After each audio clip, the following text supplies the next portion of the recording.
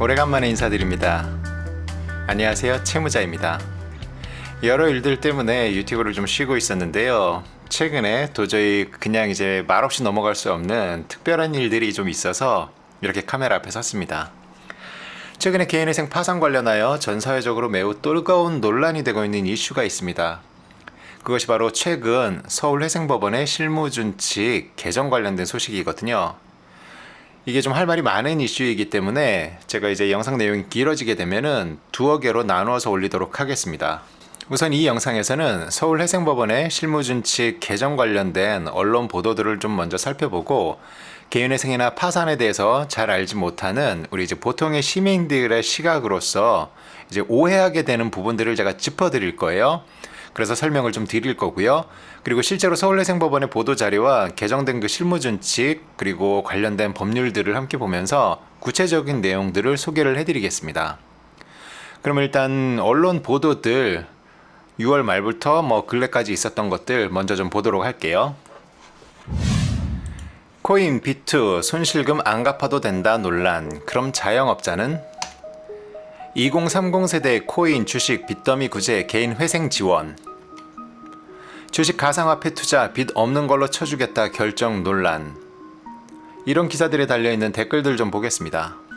와, 도박꾼도 살려주네. 반대로 코인질하다 돈 벌면 그걸로 연말연시에 불우이웃돕기 성금을 더 내냐 아니면 하다못해 기부를 하냐. 돈 벌면 지들 능력이고 돈 잃으면 경제상황 탓인가. 열심히 땀 흘리는 청년에게 혜택을 줘야지 무슨 말 같지도 않은 투기자들에게 구제를 하지? 그럼 나중에도 정부가 구제해주지 않을까 하는 아니란 생각을 하게 되는 사태는 생각 못하냐. 왜 구제해줘요? 코인, 주식, 투기한 사람들 세금 들여서 구제? 성실하게 은행 예금한 사람들 바보 만드네. 이런 미친 나라를 봤나. 사고는 개인이 치고 그걸 나라 돈을 들여 구제해줘? 이러면 나아질까? 어차피 나라가 구제해주는데 질러 버려라는 썩은 개념만 심어주는 꼴인데. 진짜 미친 얘기를 쉽게 하네. 제정신이냐? 이놈의 정부 문씨나 똑같네. 땀 흘려 일하는 놈만 억울하구만. 뭔 개소리야. 주식이나 가상화폐로 돈 벌면 지들만 잘 사는 거고 돈 잃으면 정부가 다 탕감해준다고? 이건 아니지. 열심히 살다가 힘들어진 것도 아니고 노동 안 하고 일확천금을 꿈꾸다 망한 건데 빚을 탕감해주는 건 아니다. 이건 좀 아니지. 그럼 투자해서 돈 잃은 사람들은 빚 없던 걸로 해주고 투병 때문에 대출받은 사람들은 돈 다 갚아야 하는 거임? 결론. 주식 코인에서 대박난 사람 승리자. 코인 주식에서 망하고 빚 감면받는 사람 평범. 코인 주식 시도도 안 한 사람 흑우 패배자 시대에 뒤떨어진 멍청한 벼락거지. 이게 맞나요? 신정부의 공정과 정의 상식 잘 봤습니다. 야, 미쳐 돌아가는구나. 앞으로 무조건 비투자. 자식 대학 보내려고 학자금 대출받은 건, 부모님 병원비 수술비 때문에 대출받은 건, 주택 구입하려고 담보대출받은 건, 은퇴해서 치킨 가게 차리라고 대출받은 건. 제정신이냐. 이게 민주주의 시장경제냐. 법관 한두 명의 개인 생각에 도대체 몇천만 명이 왜 분노해야 하나.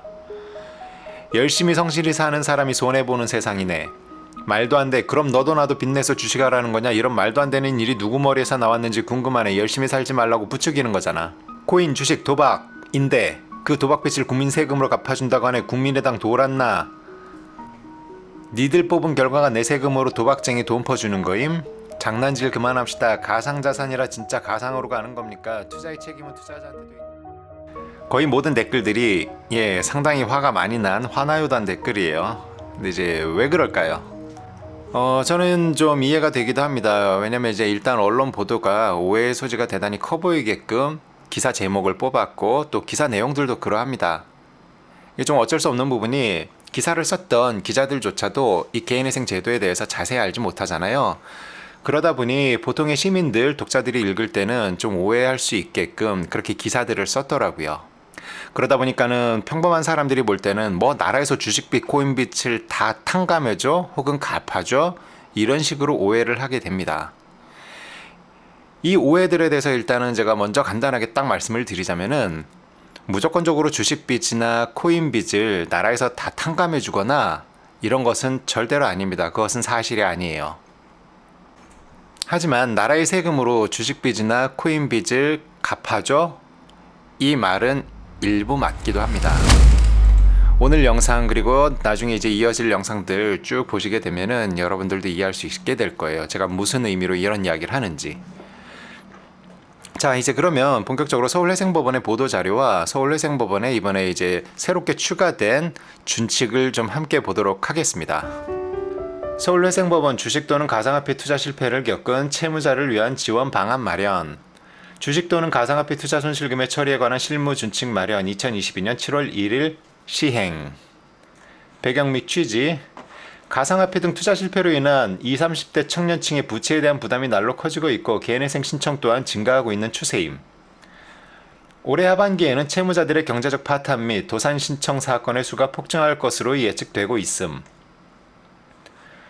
서울회생법원은 최근 주식 또는 가상화폐 투자와 관련하여 채무자들에게 과도한 제한이나 불이익을 주는 사례가 있는지 개인회생 실무 개선 TF를 구성하여 점검하였음. 쉽게 말해 주식 및 가상화폐 투자 손실금은 현재 채무자가 보유하고 있는 경제적 이익이 아님에도 불구하고 도덕적 해이 등을 이유로 개인회생 절차에서 채무자가 변제해야 하는 총 금액이 위 투자 손실금보다 무조건 많아야 한다는 논리로 채무자들에게 제약을 가하고 있는 사례가 있음을 확인하였음. 이에 서울회생법원은 향후 주식 및 가상화폐 투자 손실을 입은 채무자들이 개인회생 신청을 한 경우 변제금의 총액을 정함에 있어 그 손실금의 액수나 규모를 원칙적으로 고려하지 않되 예외적으로 채무자가 투자 실패를 가장하여 재산을 은닉한 것으로 인정되는 경우에는 그 은닉 재산을 고려하는 내용의 실무준칙을 제정하게 되었음. 위 실무준칙은 2022년 7월 1일 곧바로 시행하는데 시행 당시 법원에 계속 중인 사건에 대해서도 적용. 내용이 이러합니다. 그리고 실제로 이제 새롭게 추가된 그 준칙 내용을 보게 되면은 여기입니다. 개인회생 주식 또는 가상화폐 투자 손실금 준칙 제408호. 준칙 제408호는 개인회생 절차에서 주식 또는 가상화폐 투자 손실금의 취급인데 금이라고 써놨어 이거 반칙. 취금에 관한 사항을 정함을 목적으로 함. 채무자가 주식 또는 가상화폐에 투자하여 발생한 손실금은 법 제614조 제1항 제4호 본문 및 같은 조 제2항 제1호의 채무자가 파산하는 때에 배당받을 총액을 산정할 때 고려해서는 아니됨. 다만 제출된 자료 등에 비추어 채무자가 투자 실패를 가장하여 재산을 은닉한 것으로 인정되는 경우에는 그러하지 아니함. 법원은 제1항의 단서의 경우에 해당한다고 의심할 만한 사정이 있는 때에는 채무자에게 그에 관한 조사를 위하여 필요한 자료를 제출하도록 요구할 수 있음.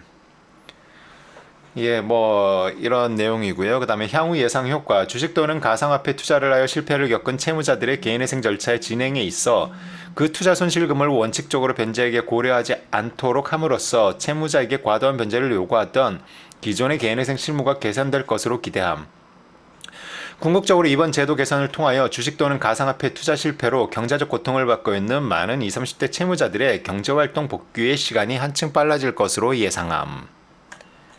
자, 이제 그 실무준칙 내용 여기 보면 이런 게 나옵니다. 법 제614조 제1항 어쩌고 해갖고 채무자가 파산하는 때에 배당받을 총액을 산정할 때 제614조 한번 보자고요. 이게 이제 614조입니다. 변제계획의 인부요건. 요거는 이제 채무자회생법 내용에 있는 법조문이에요. 여기 보면 이런 게 나온단 말이에요. 변제계획의 인가 결정일을 기준일로 하여 평가한 개인회생 채권에 대한 총 변제액이 채무자가 파산하는 때에 배당받을 총액보다 적지 아니할 것. 여기 이제 요 말이 무슨 말이냐면은요. 쉽게 이제 개인회생 제도에서 흔히 이야기하는 청산가치 보장의 원칙이라는 것을 이야기를 합니다. 청산가치 보장의 원칙. 자, 이제 그러면 해설을 좀 해드릴게요. 요거를 한번 제가 이제 설명을 하기 위해서 우리 이제 예전 영상들에서 보았던 가공의 인물 고양희 씨를 다시 한번 불러보겠습니다. 고양희 씨의 월 소득은 200만 원입니다. 그리고 1억의 빚이 있어요. 하지만 갚을 수가 없어서 개인회생을 신청했습니다. 그리고 고양희 씨는 별다른 재산이 없어요. 그냥 땅크지야. 근데 이 고양희 씨의 1억 원의 빚, 이게 모두 주식 채무입니다. 자, 이제 예를 들어서 그냥 쉽게 설명하는 거니까는 현재 가치니 라이프니츠니 우리 이런 거 집어치우고, 그 다음에 고양희 씨의 생계비도 그냥 100만 원이라고만 치자고요. 실제로는 그보다 조금 더 많지만 100만 원이라고 칠게, 쉬운 계산을 위해서. 자, 그러면 고양희 씨의 소득 200만 원에서 생계비 100만 원을 뺀 나머지 100만 원이 개인회생에서의 월 변제금이 됩니다. 기본적으로. 그리고 이것을 36개월 동안에 100만 원씩 나눠서 총액 3,600만 원을 갚으면 개인회생이 끝나는 거예요. 그러면 그 원래 채무 1억 원에 대한 변제 책임이 사라지게 됩니다. 3,600만 원을 변제한 것으로 땡이에요. 이게 개인회생이잖아요.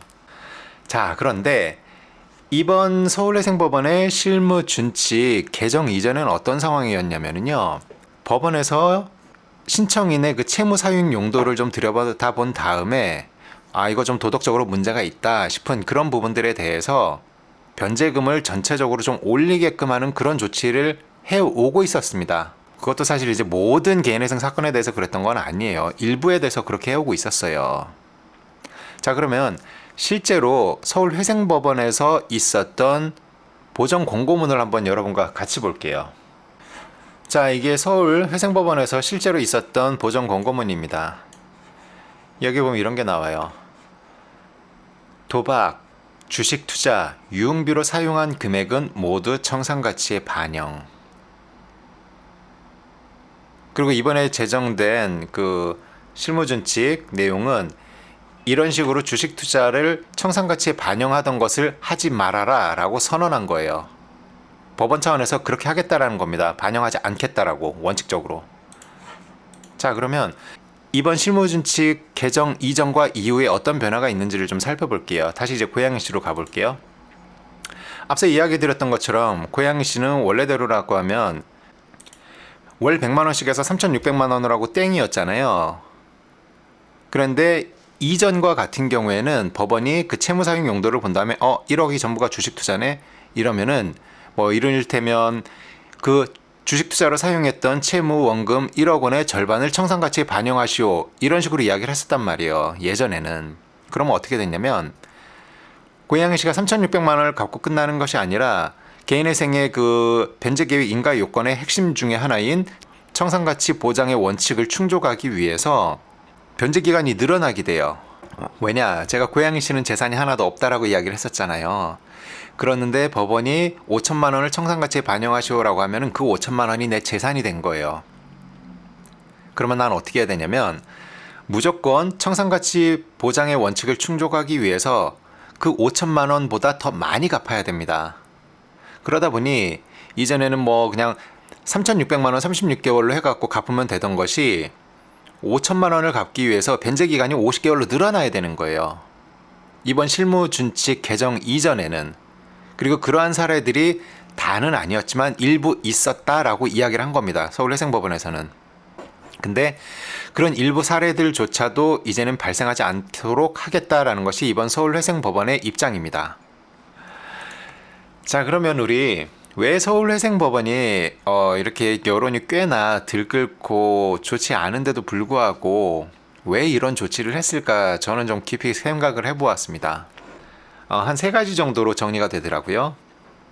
일단 첫 번째, 서울회생법원은 기본적으로 대단히 채무자 친화적인 법원입니다.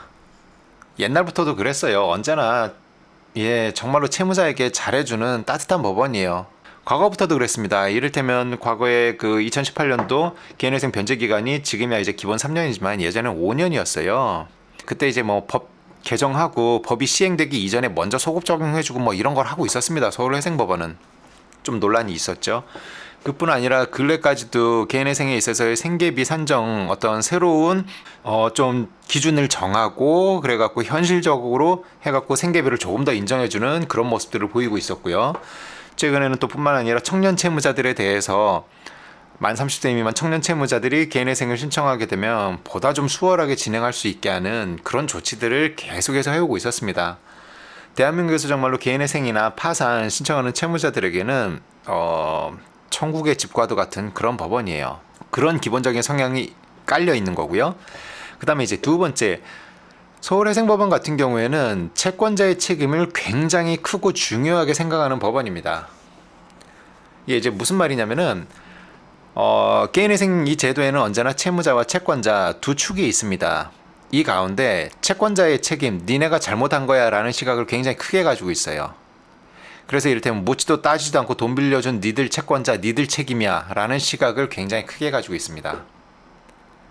이런 시각을 가지고 있는 이제 서울회생법원을 위시한 주요 어떤 오피니언 리더들의 칼럼들 혹은 그분들이 썼던 글 잠깐만 보고 갈게요. 통상적으로 대부분의 채권자들은 금융기관인데 그들도 신용평가를 제대로 하지 못한 책임이 있다. 다른 거 좀 볼게요. 일부 채권자 중에서 채권 발생 직후 개인회생을 신청하였다고 불만을 토로하는 경우가 있는데 그것이 사실이라면 금융채권자로서 여신행위를 하기 위해 필요한 최소한의 신용평가 능력도 갖추지 못한 것이라고 고백하는 것에 불과하다. 여신행위를 할 능력이 안 되는 채권자가 무제한으로 채권 추심을 하게 내버려 두는 것은 약탈적 대출을 허용하는 것이나 다름없다. 그냥 딱 잘라 말하면 돈 막 빌려준 니네 책임이야. 그러니 니네가 손해보는 게 당연해. 이런 시각입니다. 자, 이제 끝으로 세 번째 이유인데요. 법원이 보기에도 현재 주식이나 가상화폐로 인생 망하는 2030 세대를 위시한 많은 사람들의 문제가 심각해 보였다라고 인식을 했을 수 있습니다. 그렇기 때문에 어느 정도의 사회적 논란도 예상이 되지만은 정말로 좋은 뜻으로 저는 그렇게 했다라고 생각을 합니다. 어떻게 그렇게 받아들여야지. 서울회생법원이 아까 보도자료에서 밝혔잖아요. 그냥 그대로 받아들여 주자고요. 인정해 주자고. 본인들이 그렇게 주장하는 이유이니까. 자, 그러면 끝으로 제 개인적인 의견, 생각들을 좀 이야기를 해보겠습니다. 참고로 저는 현재도 서울회생법원에 저의 사건 번호에 적을 두고 있는 서울회생법원의 개인회생 졸업반 채무자입니다. 저의 생각을 짧게 이야기를 드릴게요. 일단 어떤 형태로든 이번 서울회생법원의 조치로 인해서 개인회생과 파산 등 공적 채무조정 제도를 이 사회에 널리 알리고 사회적 공론의 장으로 이끌어낸 것을 저는 매우 높이 평가하고 긍정적으로 생각을 합니다. 자, 그리고 이번 주식과 가상화폐 손실금에 대한 청산가치 미반영 조치는 대단히 미숙했고 부적절했다고 저는 생각을 합니다. 제가 왜 그렇게 생각하는지는 앞으로 이어지는 저의 서울회생법원 비판 영상에서 하나씩 이야기를 드리도록 하겠습니다. 그래서 만일 저의 비판이 좀 수용이 되고 제도가 개선이 된다라고 하면은 앞으로도 저는 변함없이 서울회생법원을 지지하고 사랑할 것입니다. 자, 그럼 다음 편 서울회생법원 비판 영상에서 보겠습니다. 더운데 건강 잘 챙기십시오.